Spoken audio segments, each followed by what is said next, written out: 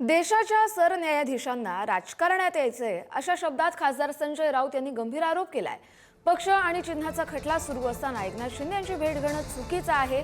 सरन्यायाधीश सूर्यकांत आणि एकनाथ शिंदे यांच्या भेटीवरून संजय राऊतांनी हे खडे बोल सुनावलेत। सरन्यायाधीश सूर्यकांत शिवसेना पक्षाचा खटला चालवतायत, त्यामुळे याच दरम्यान एकनाथ शिंदे यांची त्यांनी भेट घेतली होती आणि त्यावरूनच खासदार संजय राऊत यांनी त्यांना खडे बोल सुनावलेत।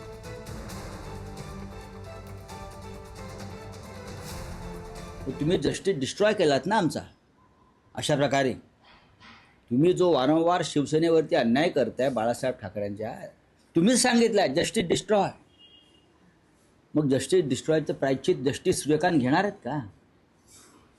जस्टिस सूर्यकांतना भविष्यात राजकारणात यायचं माझी माहिती आहे बरं, आणि त्यासाठी ते राजकीय पक्षांशी हे लागेबांधे ठेवत आहेत। एखादा न्यायप्रिय न्यायमूर्ती असता तर त्यांनी एकनाथ शिंदेला तिथून किंवा अन्य राजकारणात तिथून हाकलून दिला असता, पण त्यांनी सहजतेनं तो सत्कार स्वीकारला राजकारण्यांच्या हातून।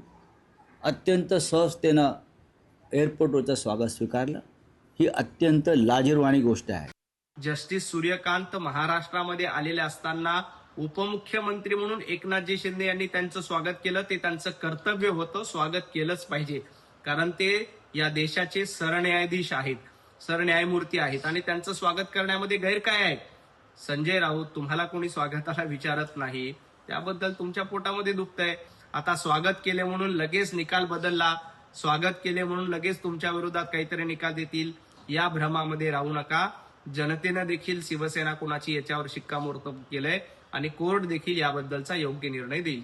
संजय राऊत यांना काहीतरी स्वप्न पडत असतात प्रत्येक रात्री, आणि ते स्वप्नांची कशी पूर्तता दुसऱ्या दिवसापासून होईल याची वाट बघत असतात। आता मला सांगा, मुख्यमंत्री ह्या ठिकाणी मुंबईमध्ये नाही आहेत, ते दाहोदच्या दौऱ्यावर असताना उपमुख्यमंत्री म्हणून आदरणीय एकनाथ शिंदे आणि आदरणीय अजितदादा पवार यांच्या वर ही जबाबदारी असते। शेवटी सर्वोच्च न्यायालयाचे न्यायमूर्ती जेव्हा मुंबईमध्ये येतात त्यांचं स्वागत करणं हे राज्य शासनाचं प्रतिनिधी म्हणून त्यांचं कर्तव्य आहे। त्या ठिकाणी राजकारण आणण्याची गरज नाही आहे। शेवटी सर्वोच्च न्यायालयाच्या न्यायमूर्तीवर संजय राऊतांनी तरी विश्वास ठेवणं गरजेचं आहे, कारण अनेक प्रकरणामध्ये वेगवेगळ्या न्यायमूर्तींनी संजय राऊत यांची सुटका सुद्धा केलेली आहे, हे विसरता कामा नये।